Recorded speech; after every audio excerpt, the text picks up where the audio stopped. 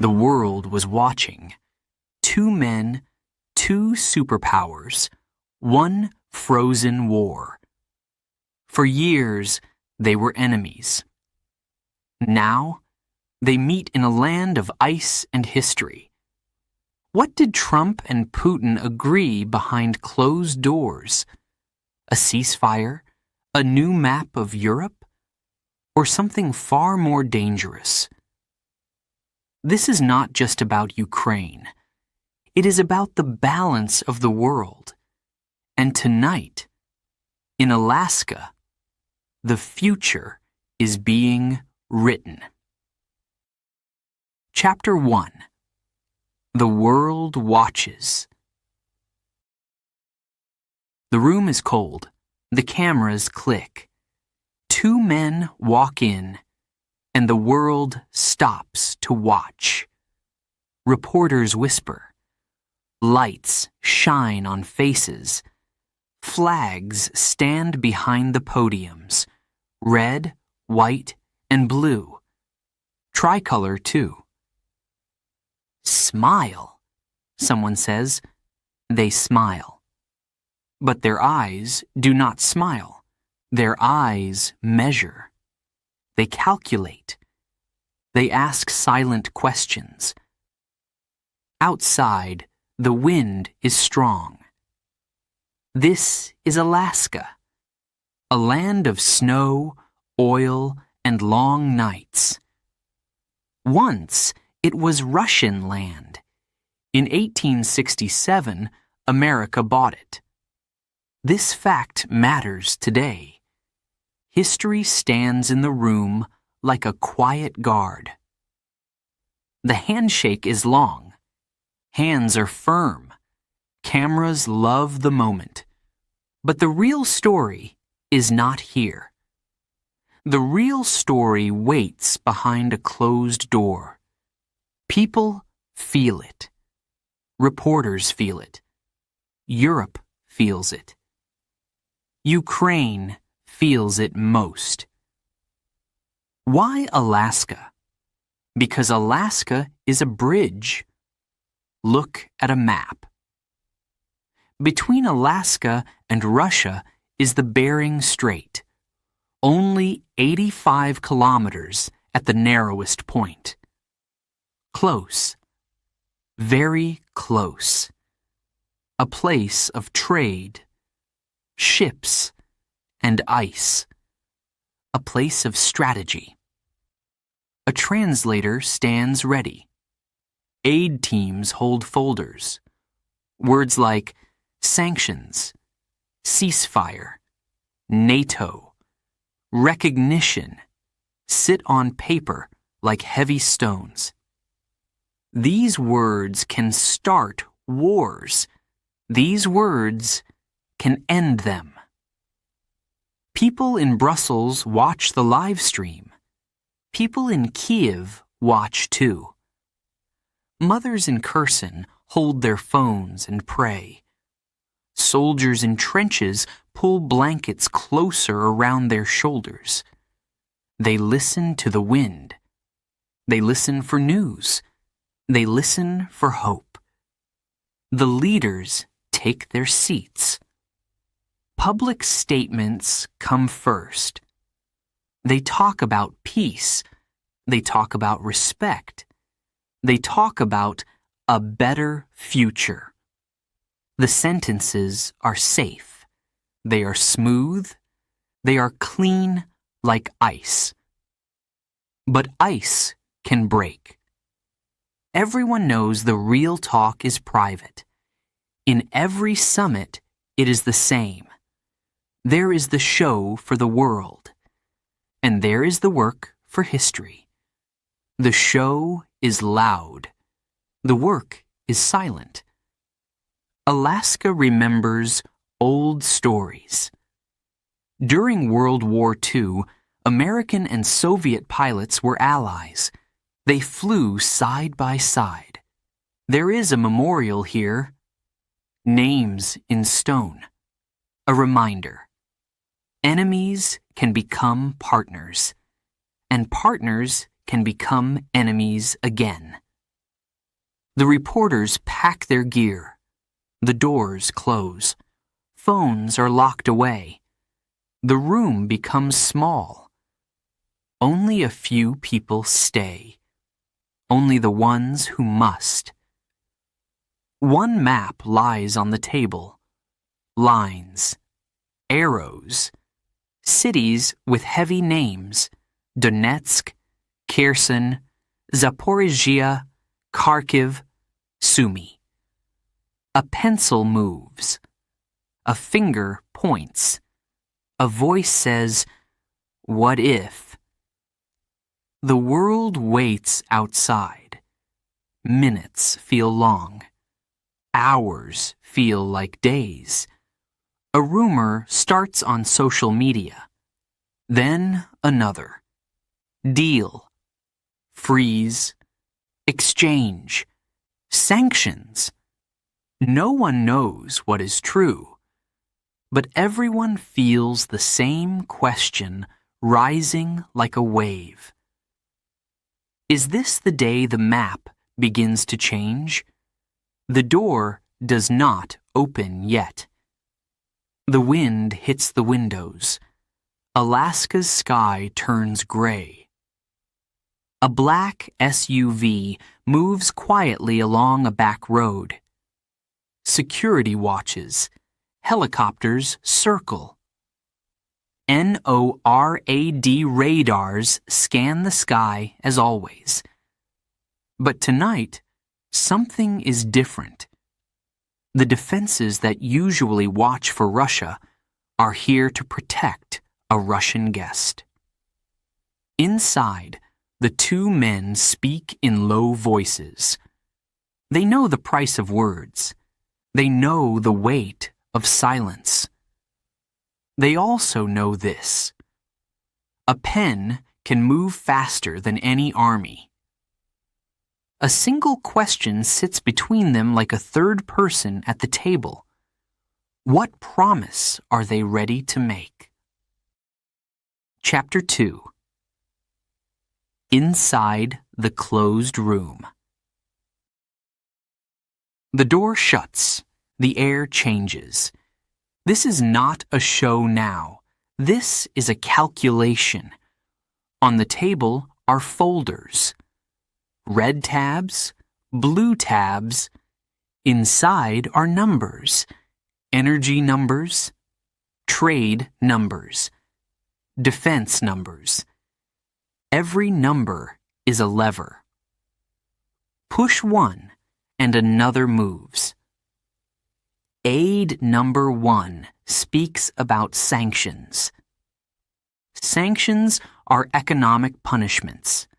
They block banks. They stop trade.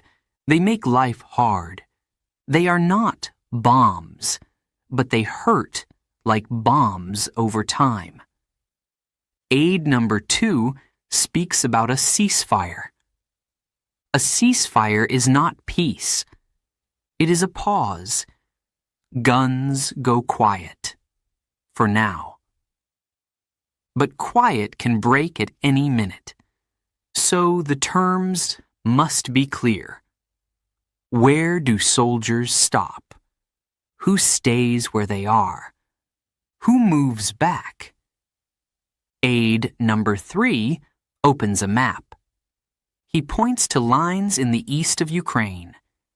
He names places, Kherson, Zaporizhia, Donetsk. He speaks slowly. He uses simple words, because simple words are strong. The leaders listen.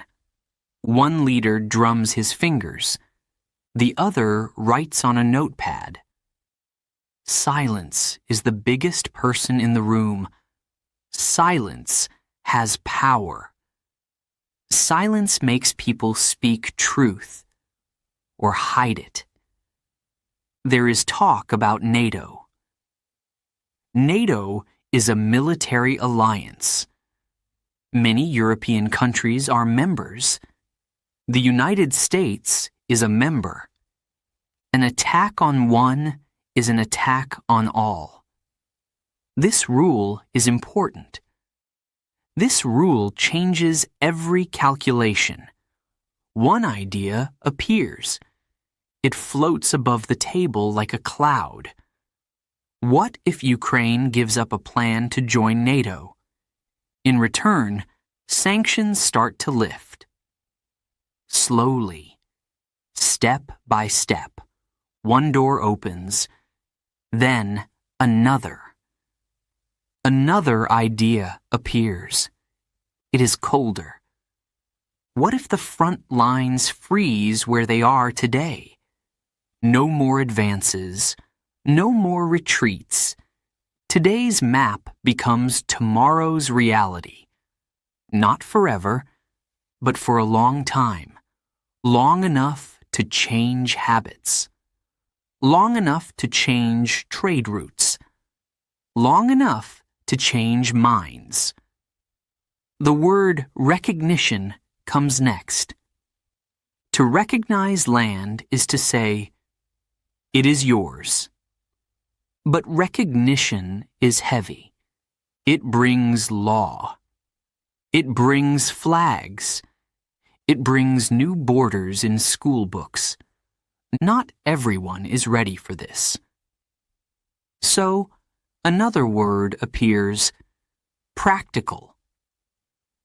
Let us be practical, someone says. Let us not change words. Let us change facts on the ground. A folder slides across the table. Inside are lists, airplane parts, maintenance rights, service agreements. If these things return, planes fly longer, faster, safer. Another list shows energy, oil, gas, minerals, lithium. Lithium is a light metal used in batteries, phones, cars, drones. A new world runs on lithium. Ukraine has it. This matters. Someone mentions the Bering Strait, the sea between Alaska and Russia. It can be a gate or a wall. It can be closed by fear or opened by trust. What do we choose? Security chiefs step in for 5 minutes. They speak about risks. They speak about protection. They speak about a bubble around the summit, a steel bubble. Planes are ready. Fuel tankers are ready. Radar is watching. The Secret Service leads the plan. NORAD supports. Canada supports. Enemies and allies trade roles for one night. This is history's strange sense of humor. The two leaders look at each other. They do not smile. Not now. The talk is hard. The stakes are higher than the mountains outside. They both know this truth. If the deal works, they will be called bold.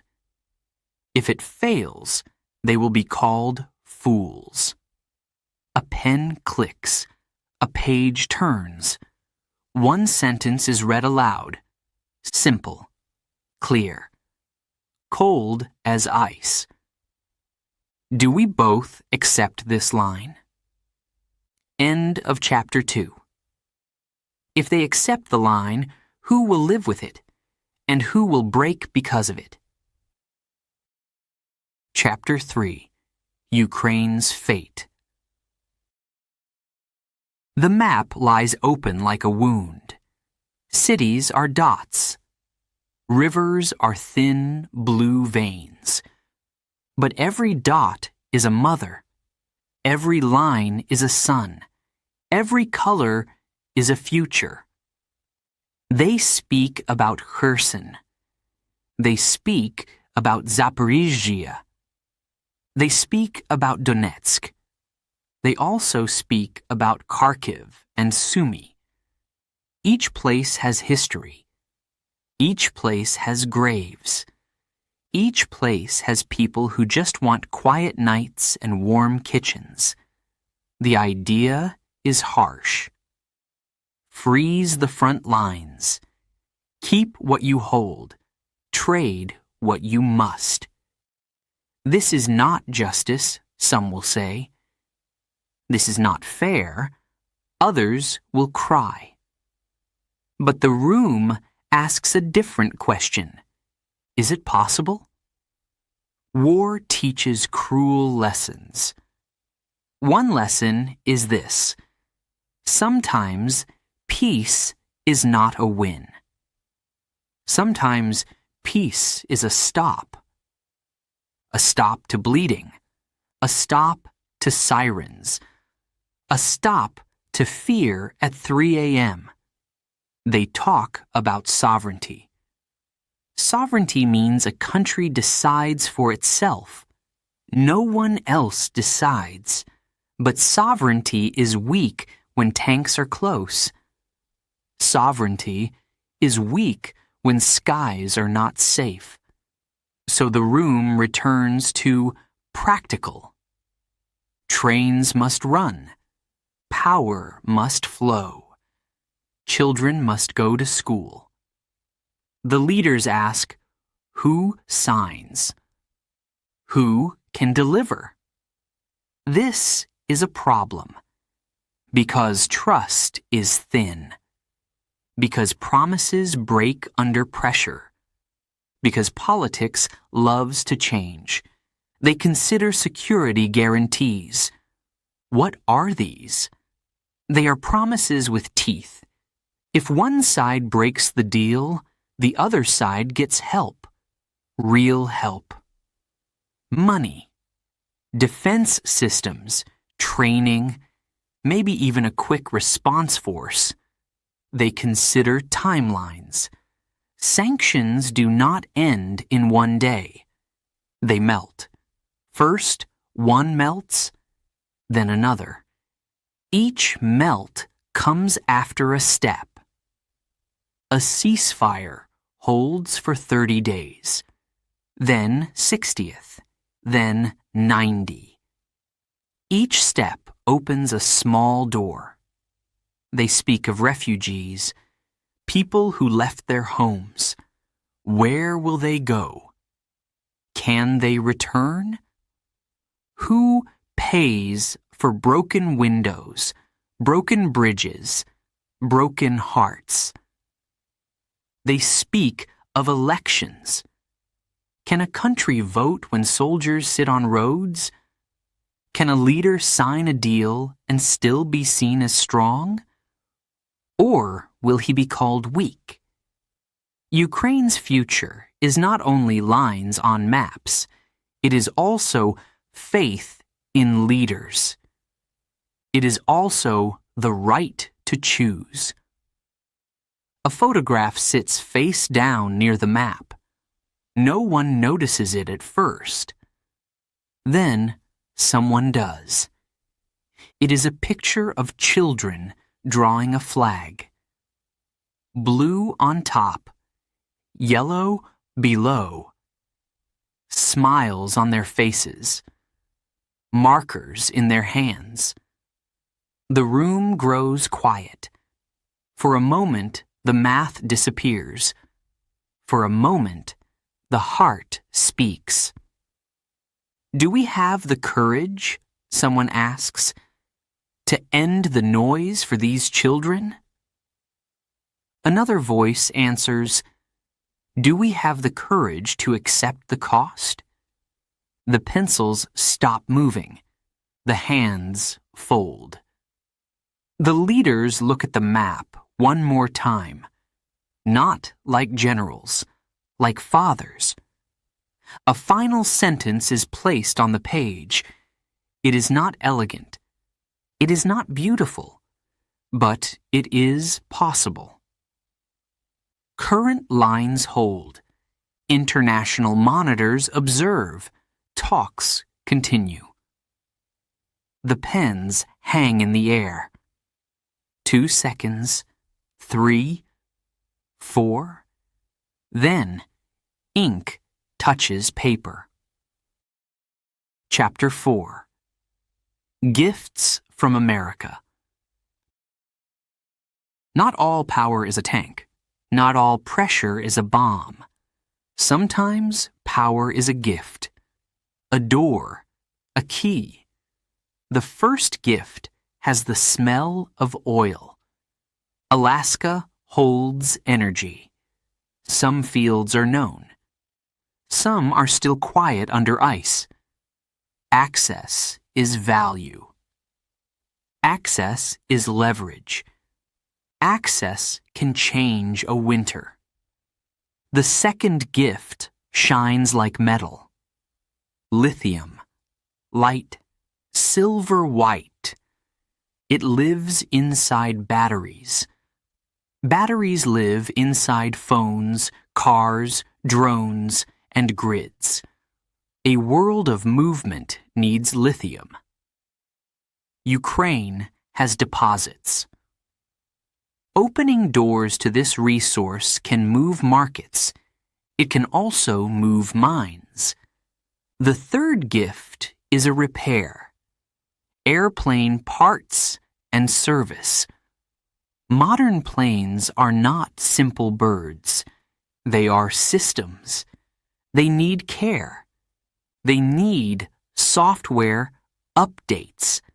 They need components that only a few companies can provide. When parts come back, aircraft stay in the sky longer. This is not romance. This is logistics. Another gift is a path. The Bering Strait can be a path. More shipping, more research, more joint rules for ships and icebreakers. It is small on the map, but it is big in strategy. Each gift has strings. They are not visible, but they are tight. Do this, and we do that. Do not do this, and the gift freezes. This is the art of a deal, a balance, a dance on sharp glass. Critics will say, you pay your rival. Defenders will say, you buy quiet time. Both may be right. Because life is rarely clean. Because peace is rarely free. They speak about verification. How do we know the other side keeps promises? Monitors, sensors, reports, satellites, eyes in the sky, eyes on the ground. Trust, but check. They speak about face. Leaders need to look strong at home. So words change. No one says gift. They say framework. They say mutual benefit. They say stability package. Language is also a tool. Language protects pride. Business cards appear. Energy companies, mining companies, logistics firms, lawyers smile thin smiles. If the deal holds, work will come. Contracts, jobs, money. This is the quiet music under every summit. Aide number 1 draws a small triangle on paper. He writes 3 words at the corners. Security, economy, dignity. He taps the triangle. If one corner breaks, he says, the whole shape falls. Outside, the night gets darker. Inside, the talk gets slower. People are tired, but tired people sometimes tell the truth. They speak softly. They speak in short sentences. They say what they can live with. One leader says, "I can sell this at home." The other says, "So can I." That is when deals become real. Not when they are perfect, when they are survivable. A last paper slides across the table. A simple title sits on top. Steps and Safeguards. Beneath it, 10 lines, 10 small doors. One opens after the other. A pen is offered. It waits in the air, like a question mark. End of chapter 4. Are these gifts a bridge to peace, or a chain we will regret? Chapter 5. A New Map of Europe.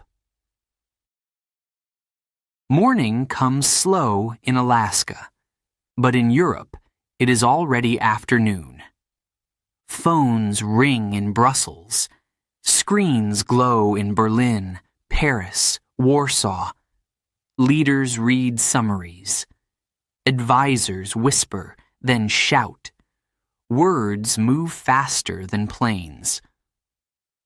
What did they agree? Is NATO weaker? Is the EU ignored? Questions fly like arrows. Some hit, some do not, but all leave a mark. The first shock is emotional. Europe feels surprised, not included, not invited, like a guest at their own party who learns the menu after the dinner ends. The second shock is strategic. If front lines freeze, what happens to defense plans? Where do troops train? What should be protected now? Pipelines, power lines, railways, digital cables under the sea. Every line suddenly looks more important. The third shock is political. Voters are tired. Energy prices hurt last winter. Budgets are tight. Elections are close in some countries. It is hard to sell more sacrifice. It is hard to say, wait, when people want now. Parliaments call emergency sessions. Foreign ministers rush to microphones. Some speak calmly. Some speak with fire. But all must answer the same difficult truth. If the United States and Russia set a direction, what is Europe's role today? In Kyiv, the mood is heavy. Pride fights with pain. Leaders study the paper. They point at the clauses. They plan their own voice. They know they must speak to their people with honesty and hope. Both are hard on the same day. Teachers try to explain in classrooms.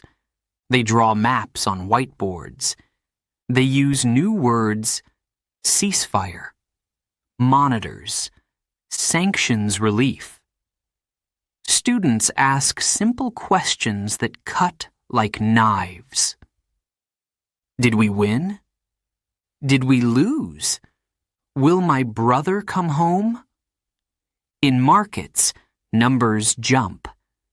Defense stocks fall, then rise. Energy companies blink green.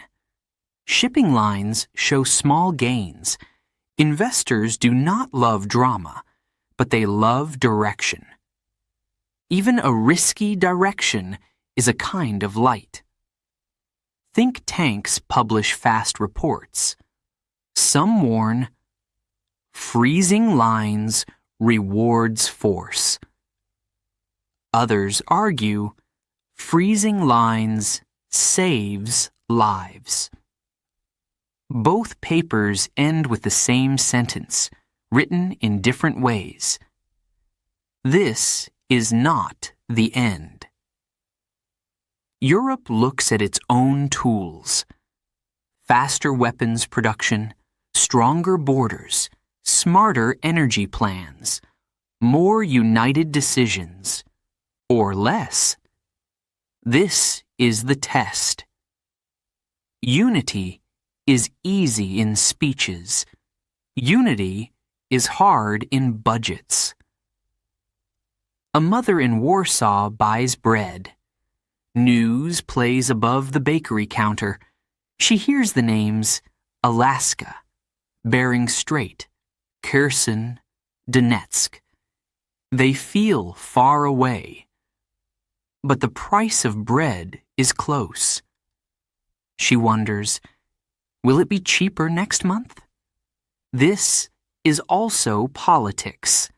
This is also peace. Evening falls in Europe, but the questions do not sleep. Is this a pause or a pivot? Do we prepare for calm or a different kind of storm? Back in Alaska, the leaders stand again before the cameras. They read short statements. They thank their teams. They avoid details. Everyone can hear what is said. Everyone can feel what is not said. A last sentence hangs in the air. Further talks will continue. The microphones click off. Reporters shout one more time. No answer comes. Chapter 6. Beyond Ukraine. The door is still closed. The room is still heavy. But the map has changed. It is no longer only Ukraine. It is the whole world. One aide slides a new folder. On the cover, a single word, Middle East. The leaders look at it. They know the meaning. Oil, gas, wars, old promises, new dangers. The first topic is Syria. The war has burned for years. Many have died. Millions have run. Russia is strong there. America is tired there. The room asks, what next? Should Syria stay divided? Should Assad remain? Or is there a new plan? The second topic is Iran. Iran's name makes the air tense. Nuclear talks, sanctions, missiles, ships in the Gulf. Both leaders know Iran can change balance. One wrong move, and the oil market explodes. One right move, and shipping lanes stay safe. The third topic is nuclear weapons. The Cold War taught many lessons. Arms treaties, verification, fear of mistakes. One missile is enough to change history. The aides speak carefully. The leaders listen in silence. They know. Every promise here is dangerous. Every failure here is deadly. Then comes a strange folder. On it, the word space. Why space? Because space is no longer empty. Satellites circle the Earth. They guide planes. They guide bombs. They connect phones. They hold the world together. To fight in space is to risk losing everything. So the room asks, cooperate or compete? Should America and Russia build walls in space, or should they agree to rules. Rules for satellites. Rules for lasers. Rules for the unknown. One aide reminds them of history. In the 1970s, the US and USSR signed the Apollo-Soyuz agreement. American astronauts and Soviet cosmonauts shook hands in orbit. It was a symbol. It was hope. Can such a symbol live again? The leaders exchange a glance. No words, just a glance. But in that glance is 1,000 questions. Europe is not in this room. China is not in this room. But their shadows are. Everyone knows. Decisions here will touch them too. Because oil touches all. Because missiles reach far. Because satellites see everything. The aides write notes. They draft sentences. They whisper suggestions. But in truth, the decisions are not theirs. Only 2 pens matter. Only 2 hands will sign. The night grows late, but the topics keep coming. Trade rules, Arctic routes, cyber war. Each one is a fire. Each one can burn the world. At one point, the room grows quiet. A question hangs in the air. It is not written in any folder. It is not planned. It comes from the heart. Are we enemies forever? No one answers at once.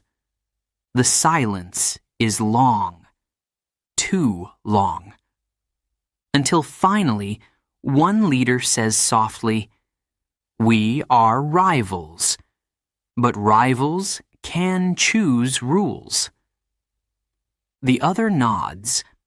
Not agreement, not disagreement, just acknowledgement. The pens return to paper. The folders close one by one. Syria, Iran, nuclear, space. Each closed but not solved. Each waiting for the next round. Outside, Alaska sleeps. Waves hit the coast. Winds hit the trees. But inside, the world is being reshaped. Not with bombs, not with guns, but with quiet words in a quiet room. And when the door finally opens, reporters will not hear all this. The public will not know. They will hear safe sentences. They will hear progress. They will hear dialogue. But the truth will remain behind walls. The truth is this. The war in Ukraine may end on paper. But the struggle between great powers is larger. It reaches deserts. It reaches oceans. It reaches the stars. Chapter 7. The Shadow of Alaska. The sky above Alaska is wide. It feels endless. Clouds move like slow ships. Winds bite like knives. This land is not soft. It is hard. It remembers. Alaska was not always American. Once, long ago, it was Russian. In 1867, the United States bought it for $7.2 million. At that time, people called it Seward's Folly. They said it was useless. They laughed. But they did not know about oil. They did not know about gas. They did not know about gold.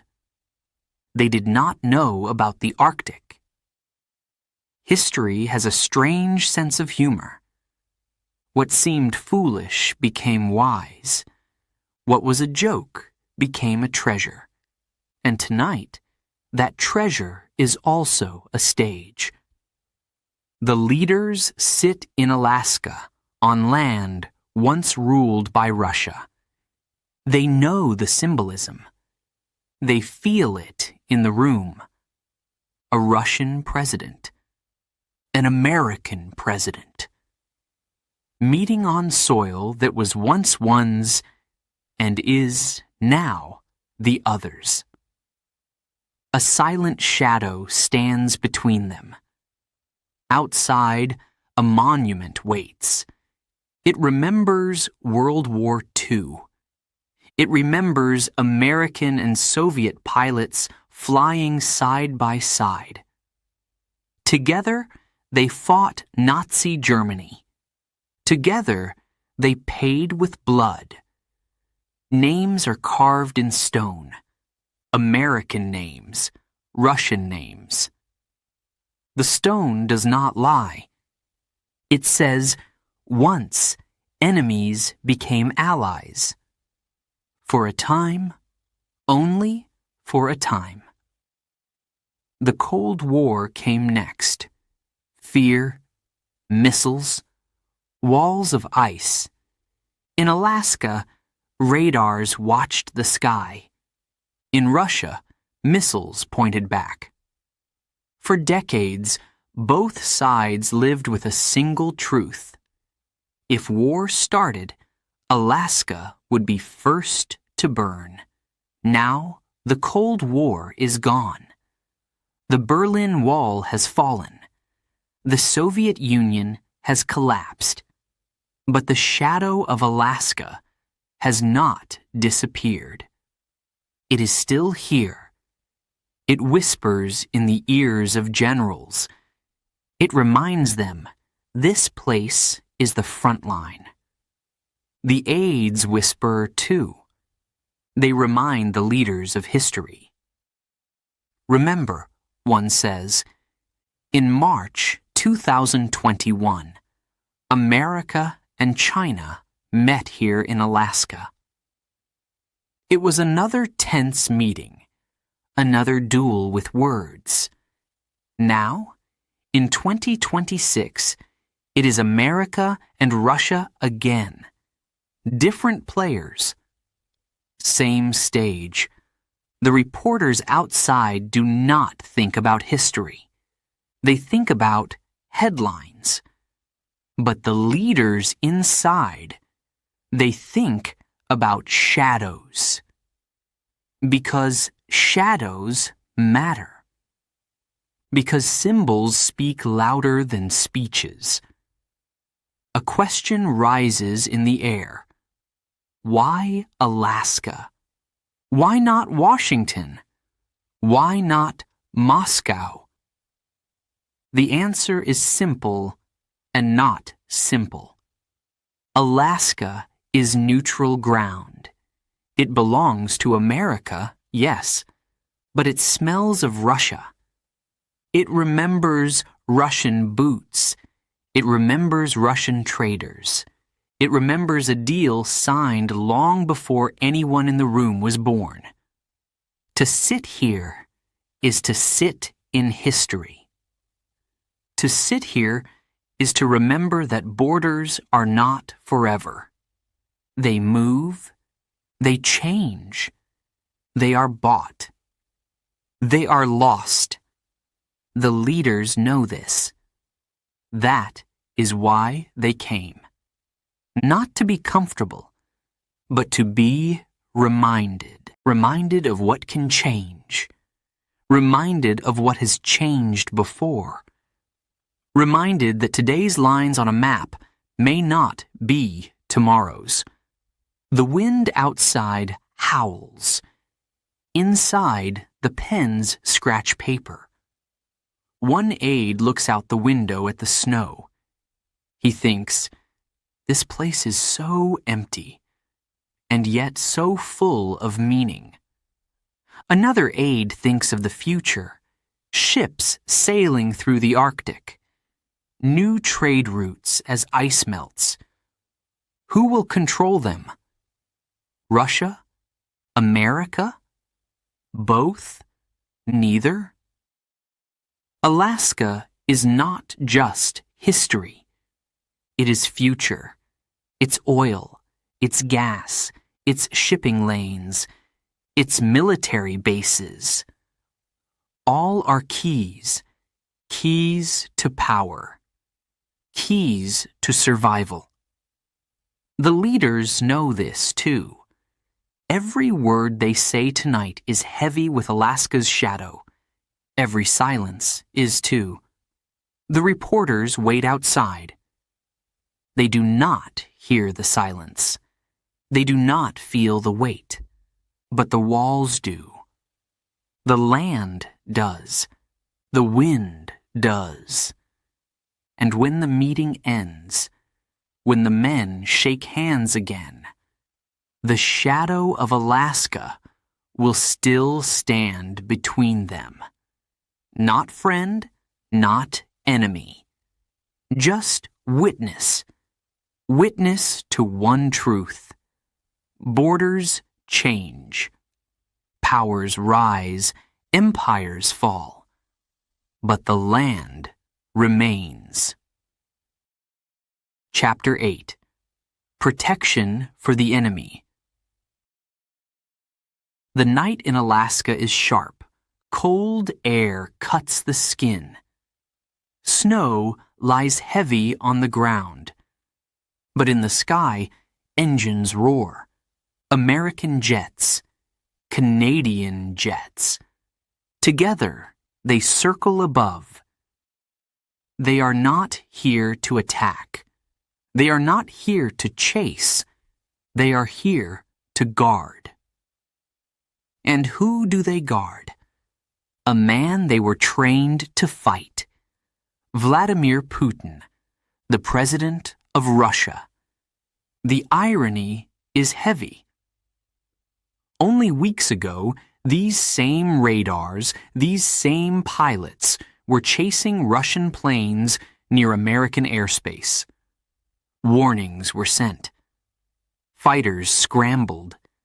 Adrenaline pumped. The mission was simple. Stop Russia. Tonight, the mission is the opposite. Protect Russia's leader. Keep him safe. Make sure no threat comes near. The NORAD Command Center in Colorado is alive with screens. Green dots move across dark maps. Every plane is tracked. Every signal is checked. Generals give orders in calm voices, but deep inside, they feel the strangeness. One officer whispers, "Yesterday, he was the enemy. Today, he is the guest. What about tomorrow?" On the ground, black SUVs roll slowly. Lights flash. The U.S. Secret Service leads the convoy. They are experts in protection. But even for them, this mission is unusual. Their job is to keep one president alive. Now, they keep two. The streets are blocked. The hotels are sealed. Snipers watch from rooftops. Every window could be a danger. Every shadow could hide a threat. Canadian forces join too. They are part of the circle. Their soldiers stand side by side with Americans, not against Putin. For Putin. The same leader they called a threat last year. The same leader their newspapers call dangerous. Now, they must shield him with their own lives. History laughs.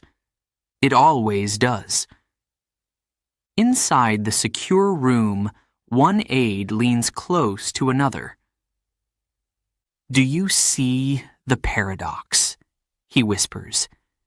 "These pilots train every day to fight Russian bombers. Now they fly over Alaska to protect the Russian president." The other aide shakes his head slowly. "It is surreal," he says. Above them, KC-135 tankers refuel fighter jets in the dark sky.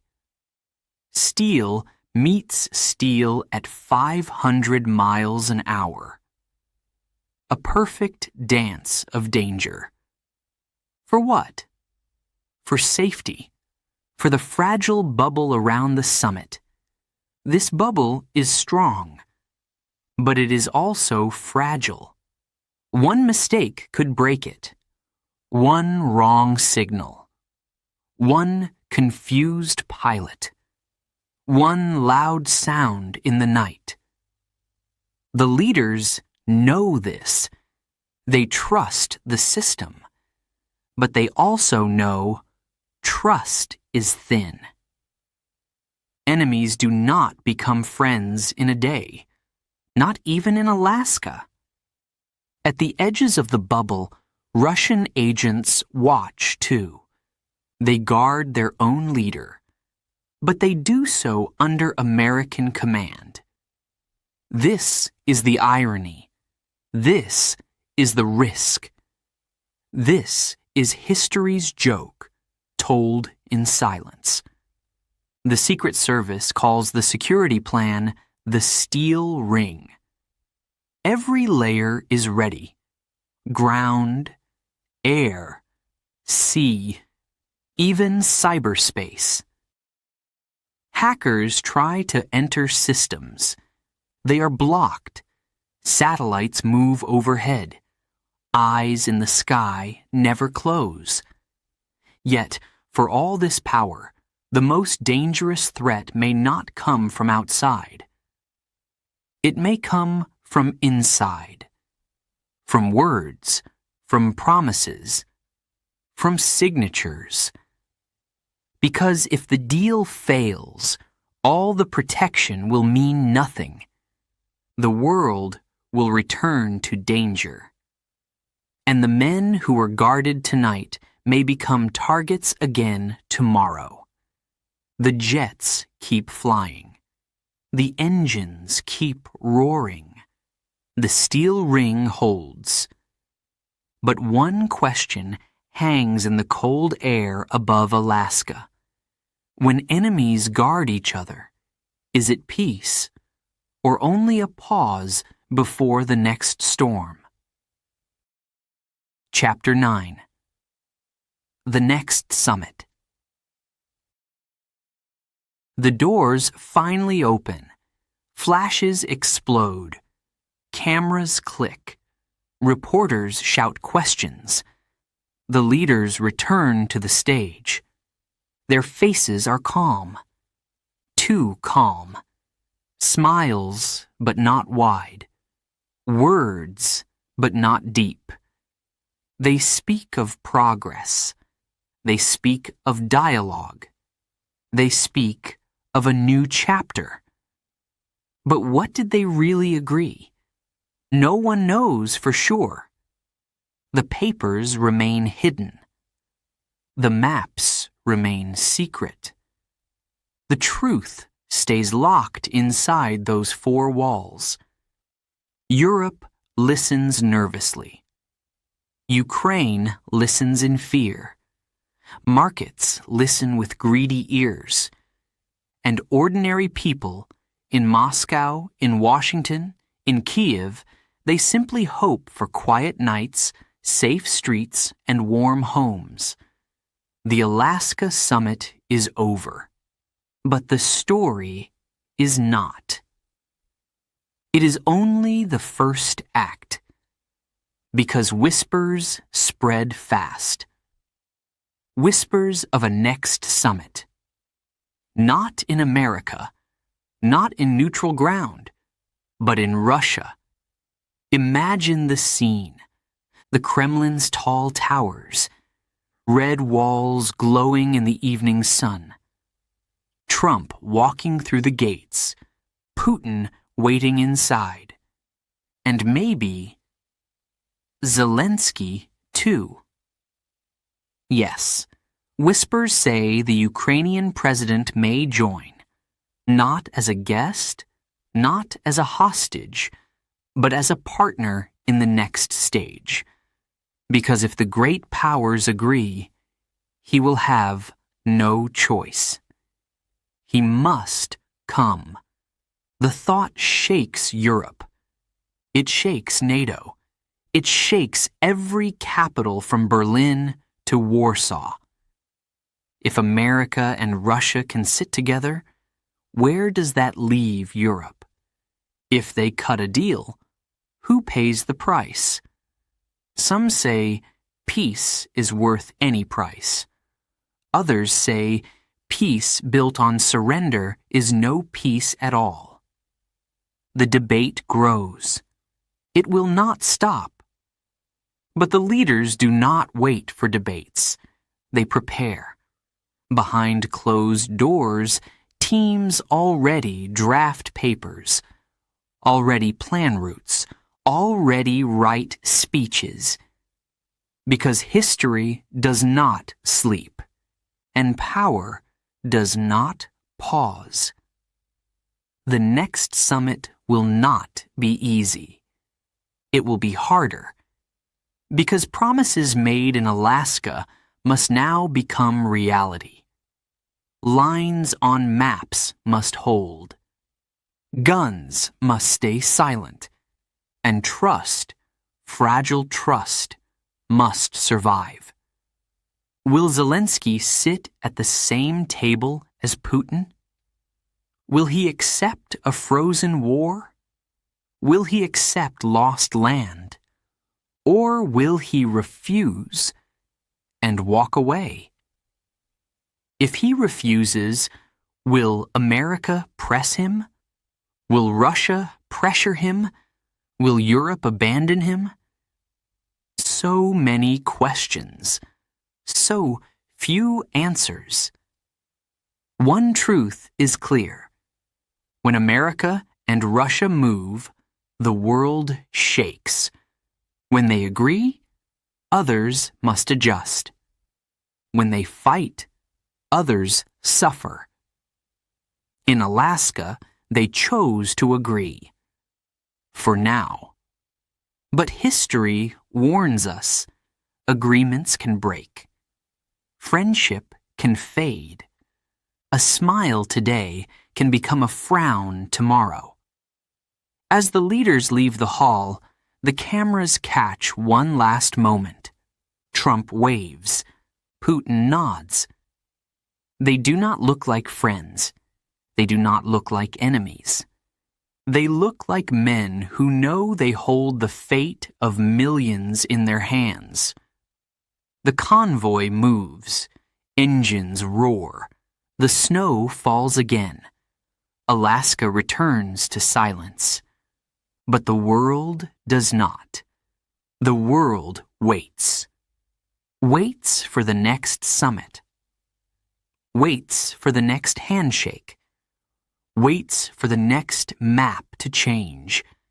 And in that waiting, a single question grows louder, heavier, impossible to ignore. When the next summit comes, will it bring true peace or the beginning of something far darker?